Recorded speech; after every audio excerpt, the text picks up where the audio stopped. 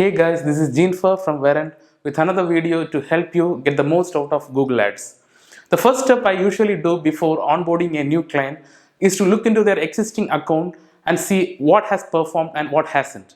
While doing this, what I've seen the most is that most advertisers they make small mistakes that cost them a lot of money and for them as well as for their clients. So here in this video, let me explain 11 common mistakes that I see in most of these accounts. Mistake number 1, not setting up conversion tracking. I've seen this in almost 60% of the accounts that I audit. There are a lot of click data and impression data, but without conversion, this data is particularly meaningless since we can't attribute a conversion or a sales to any campaign or ad group or ad for that matter. So this is the first thing. Whenever you set up a campaign, the first thing you should do is to always set up conversion tracking. You should know which KPIs to measure and how much is a conversion worth to you and how much you can spend to get that conversion.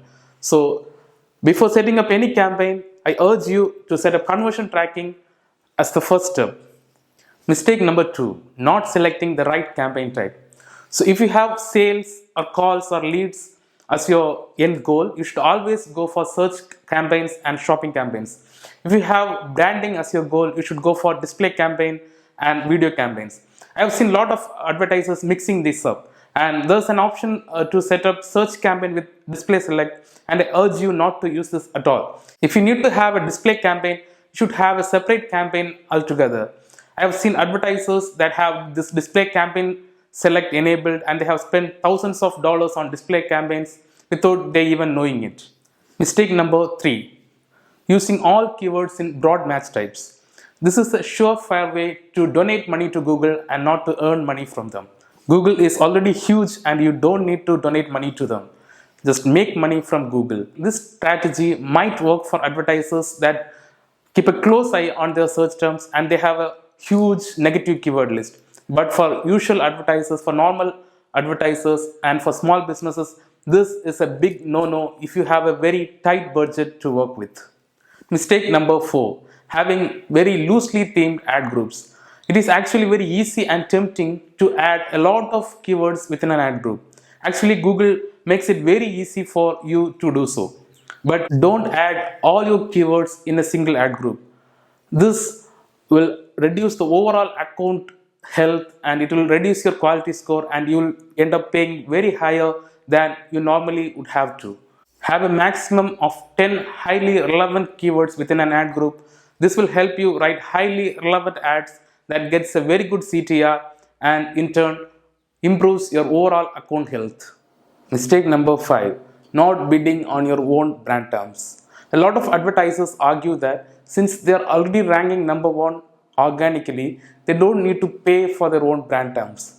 But I assure you that it's a very wise investment to have a brand campaign. It will bring very cheaper clicks, it will bring you a lot of conversions, and you can control the messaging there, you can control the site links, and above all, you can make sure that none of your competitors are bidding for your brand terms. In fact, I'll be creating a separate video just to focus on this particular subject.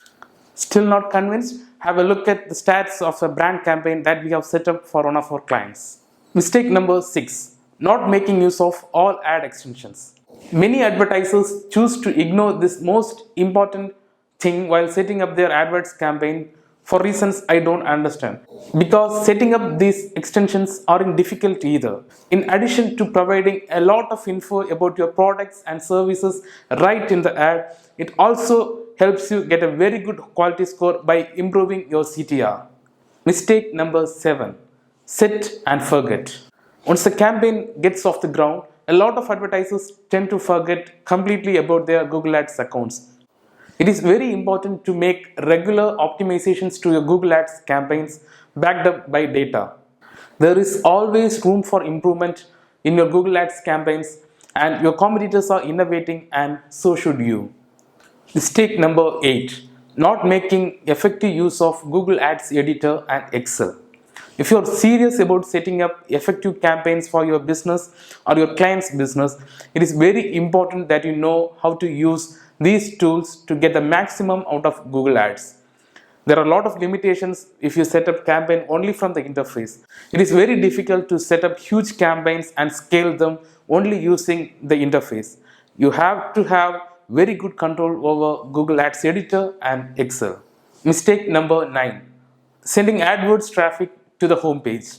A lot of people, they might ask, why not send people to the home page where they can browse and they can look for the services or products they need. But there's a big problem in that. People searching in Google Ads are looking to solve a specific problem and they want to solve it now. So it's always important to send Google Ads traffic to the right service page or landing page. Mistake number 10.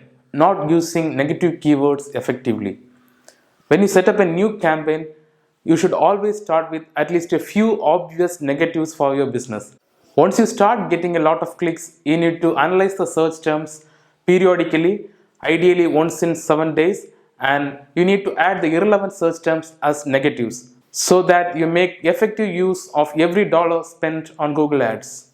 Mistake number 11. Having all products in a single ad group. This mistake is specific to Google shopping campaigns. For most accounts I see, they have all the products added in one particular ad group. This isn't the way to go.